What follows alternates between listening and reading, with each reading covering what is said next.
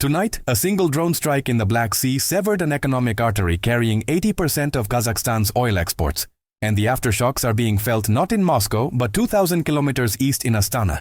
What we're witnessing isn't just collateral damage from Ukraine's maritime campaign. This is a geopolitical realignment accelerating in real time, forcing Kazakhstan to confront a strategic dependency it can no longer ignore. And Washington is watching very carefully.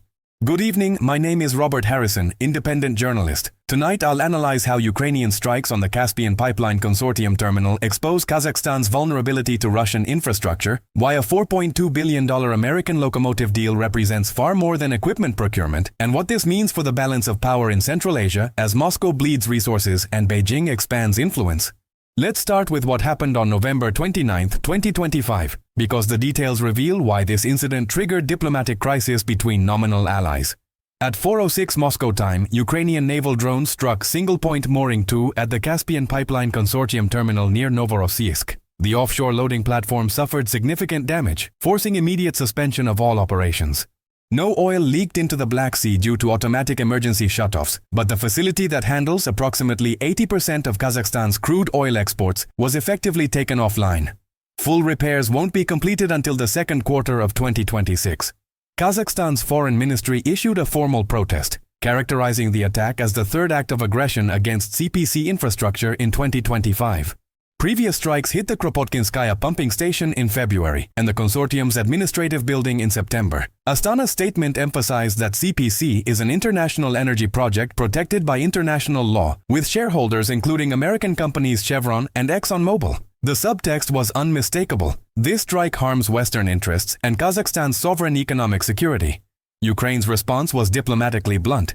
Foreign Ministry spokesperson Georgy Tiki stated that all Ukrainian operations target Russian military-industrial capabilities, not third parties. He pointedly noted that Kazakhstan had not condemned Russia's repeated strikes that left 600,000 Kiev residents without power days earlier. The message: if you're asking Ukraine to show restraint while Russia attacks civilian infrastructure daily, perhaps examine your own diplomatic positioning. But here's what makes this strategically significant beyond the immediate damage. The CPC pipeline represents Kazakhstan's fundamental economic vulnerability, a $15 billion per year dependence on infrastructure it doesn't control, transiting territory it can't protect, terminating at a port that's now a war zone. Let me explain the economics, because the numbers reveal why Astana is panicking. The CPC pipeline stretches 1,511 kilometers from the Tengiz oil field in western Kazakhstan through Russian territory to Novorossiysk. In 2024, it transported approximately 63 million tons of oil, with 74% from foreign shippers including Chevron, ExxonMobil, Kazmunaygas, Eni, and Shell. Kazakhstan relies on this single pipeline for most of its oil exports, which constitute roughly 40% of government revenue. When that pipeline stops functioning, Kazakhstan's economy hemorrhages money. The immediate impact is measurable. Insurance premiums for Black Sea cargo have increased 15 to 25% above previous levels. Shipping companies are demanding premium rates to transit what's now classified as a high-risk war zone. Alternative routing through China, the Caspian Sea, or potential southern corridors is more expensive and lacks capacity. Kazakhstan is trapped between operational paralysis and mounting costs that erode the profitability of every barrel exported. But the vulnerability isn't just economic, it's political. Russia holds majority stake in the consortium. Russian regulators control pipeline operations on their territory. Moscow has demonstrated willingness to weaponize this leverage. In 2022, Russian authorities repeatedly halted CPC operations over alleged environmental violations, widely interpreted as political pressure during diplomatic tensions. When your economic lifeline runs through hostile or unreliable territory, you don't have energy security, you have a hostage situation. This is precisely where American strategy enters, and the timing is not coincidental. On September 22, 2025, just 2 months before the latest CPC strike, Kazakhstan signed a $4.2 billion agreement with American company Wabtec for 300 Evolution Series locomotives and long-term maintenance services. President Tokayev met with U.S. Commerce Secretary Howard Lutnick in New York, framing the deal as strengthening cooperation and developing the Trans-Caspian transport route. Notice that phrasing, Trans-Caspian means bypassing Russia. The locomotive deal is the jewel in a broader $17.2 billion package of bilateral agreements signed during Tokayev's visit. This isn't just commercial transaction. This is Washington financing Kazakhstan's logistical independence from Moscow.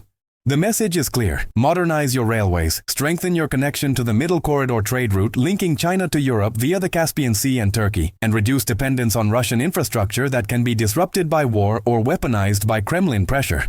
Wabtec has operated in Kazakhstan since 2009, producing over 600 locomotives at its Astana facility. Until 2023, Russian company Transmash Holding owned 50% of that plant. Sanctions forced Russia out, and Wabtec acquired full ownership. The symbolism is potent. American technology replacing Russian partnership in critical infrastructure. The locomotives aren't just hardware. They're the steel backbone of an alternative vision for Central Asian trade. The Trans-Caspian International Transport Route, commonly called the Middle Corridor, would allow Kazakhstan to export oil and other commodities westward without transiting Russian territory. Oil crosses the Caspian Sea by tanker or ferry to Azerbaijan's port of Baku, then integrates into the Baku-Tbilisi-Ceyhan pipeline system, reaching Turkey's Mediterranean coast completely bypassing Russian control. This route has existed for years but remained secondary because the CPC offered simpler, cheaper logistics.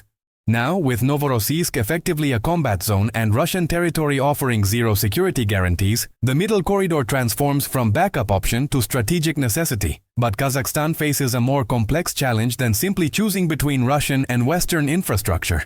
There's a third player with enormous leverage: China. While Russia bleeds on its western border and loses influence in Central Asia, Beijing is systematically expanding its economic footprint. In just the first half of 2025, Chinese Belt and Road investments in Central Asia, particularly Kazakhstan, exceeded $23 billion. This isn't infrastructure charity. This is influence purchasing, the economic equivalent of territorial expansion. China is Kazakhstan's largest trading partner and a major energy customer. But Beijing's monopsony power, being the dominant or sole buyer in a market, allows ruthless price negotiation. If Kazakhstan becomes too dependent on Chinese markets because Russian routes are unusable and Western alternatives insufficient, Beijing can dictate terms. Escape Russian dependency only to become economically captive to China is not liberation, it's changing masters. This triangular pressure, Russia's military unreliability, China's economic gravity, and America's strategic courtship, defines Kazakhstan's current nightmare.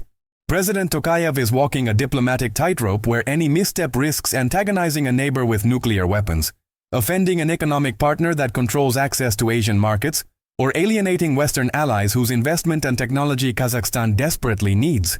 The Novorossiysk strike crystallizes this dilemma. Kazakhstan needs alternative export routes urgently. The United States is offering to finance the logistics infrastructure.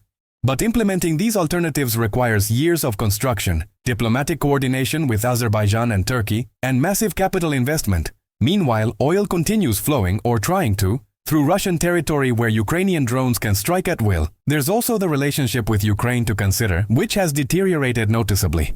Kazakhstan maintains officially neutral positioning on the war, refusing to recognize Russian-occupied territories, but also declining to impose sanctions on Moscow. Astana hosts Russian businesses fleeing Western sanctions and serves as a transshipment point for goods entering Russia.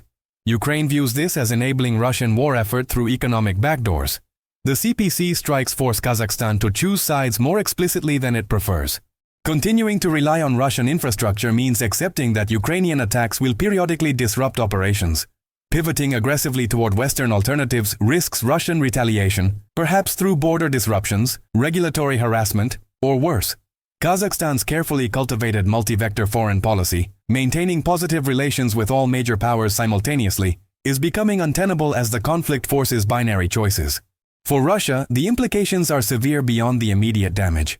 Kazakhstan's potential pivot represents loss of economic leverage, transit revenue, and strategic influence over a country Moscow considers within its sphere.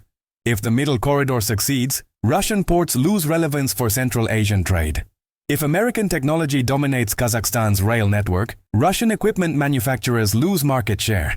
If Kazakh oil flows west through Turkey instead of north through Russia, Moscow loses billions in transit fees and the ability to blend Kazakh crude with sanctioned Russian oil for export.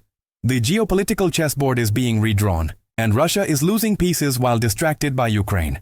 This is exactly what strategic overextension looks like.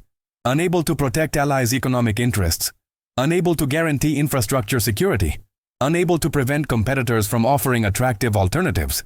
For the United States, this represents a strategic opportunity that analysts have been anticipating since the invasion began.